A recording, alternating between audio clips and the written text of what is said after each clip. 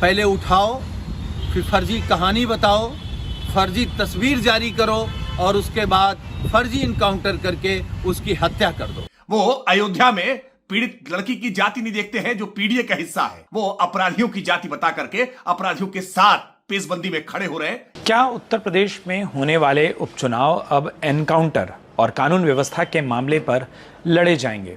क्या यूपी के इन उपचुनावों में पुलिस की कार्रवाई वोट देने का आधार बनेगी?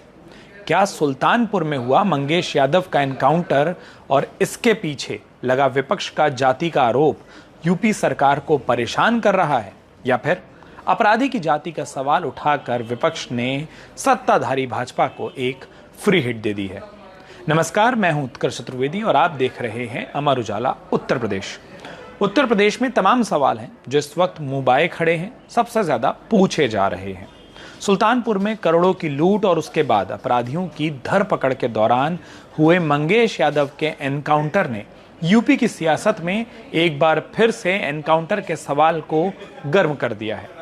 उत्तर प्रदेश में साल 2017 में बनी योगी सरकार के शुरुआती सालों में एनकाउंटर को लेकर विपक्ष काफी ज्यादा आक्रामक रहा था, लेकिन धीरे धीरे ऐसा लगने लगा कि विपक्ष ने इस मुद्दे पर अपनी मुखरता को कम कर दिया है।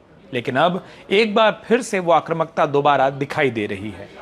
इसे लोकसभा चुनावों के परिणामों का असर कहें या फिर मंगेश यादव के परिवार से पहले अखिलेश यादव और फिर अजय राय की बात और मुलाकात का असर, लेकिन इतना साफ है कि विपक्ष ने एक बार फिर से उत्तर प्रदेश में हो रहे एनकाउंटर पर सवालिया निशान खड़े करने शुरू कर दिए हैं।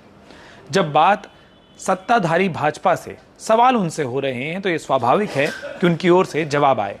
भाजपा ने एनकाउंटर के मामलों को जाति से जोड़ने पर विपक्ष को आक्रामक तरीके से जवाब दिया है, घेरा है। खुद मुख्यमंत्री योगी आदित्यनाथ ने इस मसले पर विपक्ष पर अपराधियों के साथ होने का, उनसे मिली भगत का आरोप लगाया है। ऐसे में जब एनकाउंटर को लेकर उत्तर प्रदेश के राजनीतिक तापमान में कोई कमी नहीं दिखाई दे रही, तो फिर प्रदेश की दो बड़ी राजनीतिक पार्टियों का इस पूरे विषय पर क्या कहना है, हम आपको वो सुना देते हैं। हमने बात की समाजवादी पार्टी और भारतीय जनता पार्टी से, और दोनों ही पार्टी के प्रवक्ताओं ने इस विषय पर अपनी अपनी पार्टी की बात को बड़ी मुखरता से रखा है। तो आइए सुनते हैं कि इन दोनों ही पार्टियों का, इन दोनों ही पक्षों का एनकाउंटर और एनकाउंटर पर हो रही सियासत पर क्या कुछ कहना है। उत्तर प्रदेश में जो फर्जी इनकाउंटर हो रहे हैं उस पर हमारे नेता माननीय अखिलेश यादव जी ने एक बात बिल्कुल साफ कर दी है कि किस तरीके से बीजेपी सरकार उत्तर प्रदेश में इनकाउंटर फर्जी करा रही है। पहले उठाओ, फिर फर्जी कहानी बताओ, फर्जी तस्वीर जारी करो और उसके बाद फर्जी इनकाउंटर करके उसकी हत्या कर दो। और जितने भी इनकाउंटर उत्तर प्रदेश में हुए हैं उसमें ज़्यादातर पीडीए समाज के हैं। पीडीए से बीजेपी इसलिए नफरत कर रही है क्योंकि पीडीए ने ही उत्तर प्रदेश में 2024 में बीजेपी को हाफ किया है, इसलिए चिढ़े हुए हैं। चिढ़ से पीडीए समाज के लोगों की हत्याएं करा रहे हैं पुलिस से, लेकिन यही पीडीए समाज 2027 में भारतीय जनता पार्टी को वोट के जरिए साफ करेगा। समाजवादी पार्टी के लाल टोपी के नीचे का काला चेहरा परत दर परत सामने आता जा रहा है। एनकाउंटर के बाद अखिलेश यादव जी का दर्द और बढ़ जाता है।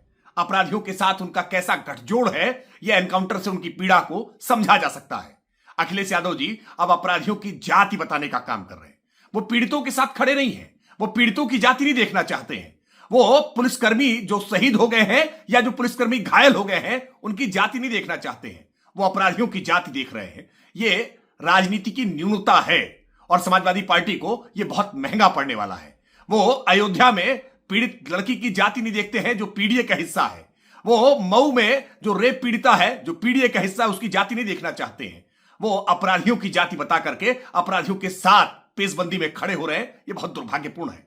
अगर आप ये वीडियो YouTube पर देख रहे हैं तो हमारे चैनल को सब्सक्राइब करें और बेल आइकन को दबाना ना भूलें। अगर आप Facebook पर ये वीडियो देख रहे हैं तो हमारे पेज को लाइक करें।